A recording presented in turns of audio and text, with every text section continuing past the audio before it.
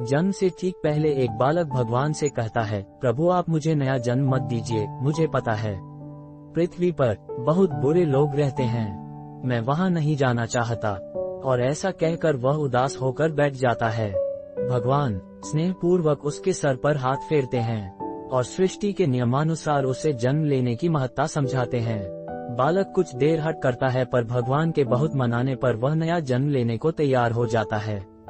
ठीक है प्रभु, यदि आपकी यही इच्छा है कि मैं मृतलोक में जाऊं तो वही सही, पर जाने से पहले आपको मुझे एक वचन देना होगा। अब बालक भगवान से कहता है, भगवान बोलो पुत्र तुम क्या चाहते हो। बालक कहता है कि हे भगवान, जब तक मैं पृथ्वी पर हूँ तब तक हर एक क्षण आप भी मेरे साथ रहेंगे। भगवान बोलते हैं, हे पुत्र ऐसा ही होगा। बालक, पृथ्वी पर तो आप अदृश्य हो जाते हैं, भला मैं कैसे जान लूंगा क्या आप मेरे साथ हैं कि नहीं। भगवान ने कहा, जब भी तुम आंखें बंद करोगे तो तुम्हें 2 जोड़ी पैरों के चिन्ह दिखाई देंगे, उन्हें देखकर समझ लेना कि मैं तुम्हारे साथ हूँ। फिर कुछ ही क्षणों में बालक का जन्म हो जाता है।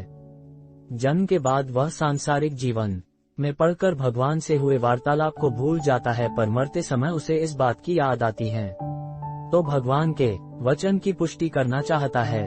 आंखें बंद कर वह अपना जीवन याद करने लगता है। वह देखता है कि उसे जन्म के समय से ही 2 जोड़ी पैरों के निशान दिख रहे थे, परंतु जिस समय वह अपने सबसे बुरे वक्त से गुजर रहा था उस समय उसे एक जोड़ी पैरों के निशान ही दिखाई दे रहे थे। यह देख वह बहुत दुखी हो जाता है कि भगवान ने अपना वचन नहीं निभाया और उसे तब अकेला छोड़ दिया जब उनकी सबसे अधिक जरूरत थी।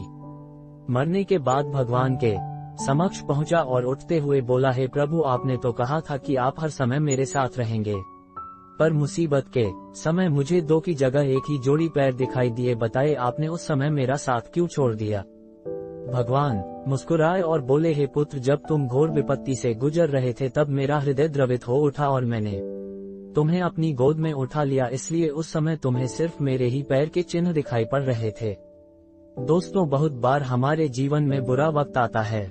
कई बार लगता है कि हमारे साथ बहुत बुरा होने वाला है, और जब बाद में हम पीछे मुड़कर देखते हैं तो पाते हैं कि हमने जितना सोचा था उतना बुरा नहीं हुआ, क्योंकि शायद यही वह समय होता है जब ईश्वर हम पर सबसे ज्यादा कृपा करता है। अनजाने में हम सोचते हैं कि वह हमारा साथ नहीं दे रहा, पर हकीकत में वह हमें अपनी गोद में उठाए होता है।